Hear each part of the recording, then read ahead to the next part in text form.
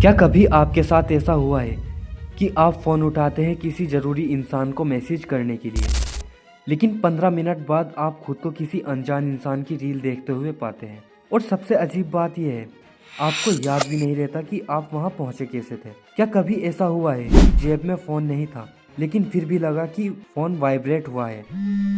इसे Phantom vibration syndrome कहते हैं।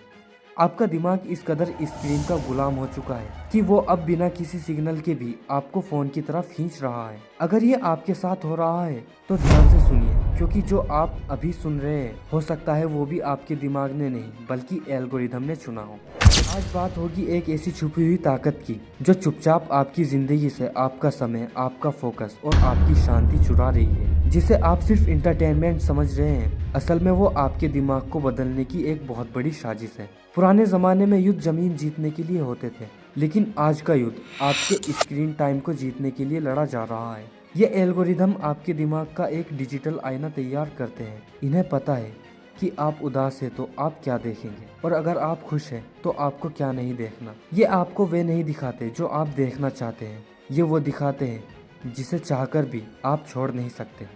और यही एंट्री होती है डोपामीन की, दिमाग का वो केमिकल जो सिर्फ उम्मीद देता है कि शायद अगली रील पिछली रील से ज्यादा मजेदार होगी। रील्स का ये इन्फिनाइट स्क्रॉल यानी कभी ना खत्म होने वाला पन्ना इसलिए बनाया गया है ताकि आपके दिमाग को कभी स्टॉप सिग्नल ना मिले।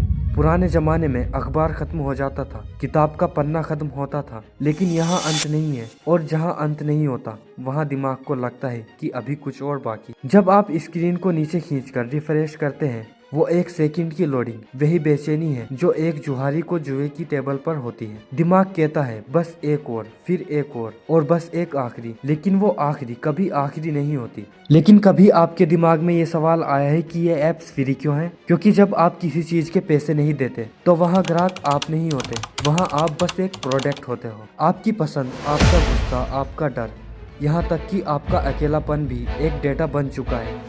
और इन कंपनियों के पास आपका वो सच है जो शायद आपके परिवार को भी नहीं पता हो। ये सिस्टम आपको धीरे धीरे वही दिखाने लगता है जो ये चाहता है कि आप बने।